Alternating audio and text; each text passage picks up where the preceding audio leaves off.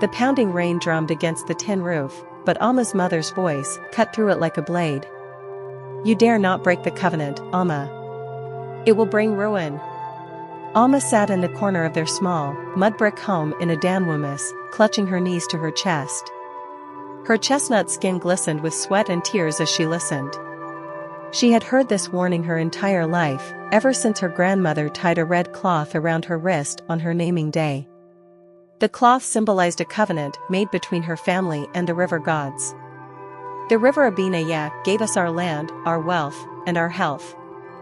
You, my daughter, were born to continue this blessing," her mother whispered, her voice trembling with both reverence and fear.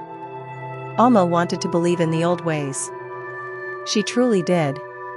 But the world outside their village was tempting: loud music in across streets, Instagram reels of her friends in sleek dresses, men who promised her a life far away from the cocoa farm. It wasn't like she hadn't followed the covenant her whole life. Alma stayed away from fish from the river, even when her friends teased her. She poured libations on market days and sang the praise songs her grandmother taught her.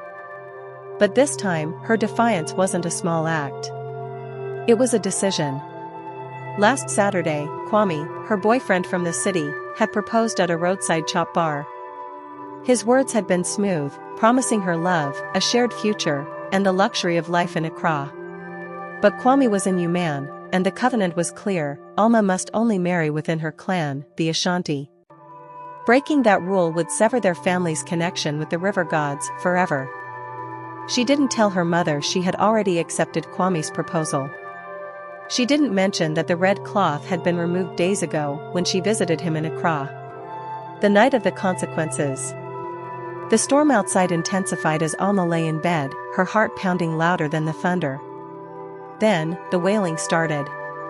At first, it was faint, like a baby crying. It grew louder and closer until it sounded like it was right outside the window. Alma's younger brother, Kofi, ran into her room. "Sister, did you hear it? Someone is calling your name."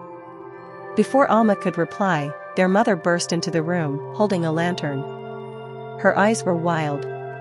"Alma, have you done something? Have you touched what is forbidden?" Alma couldn't answer.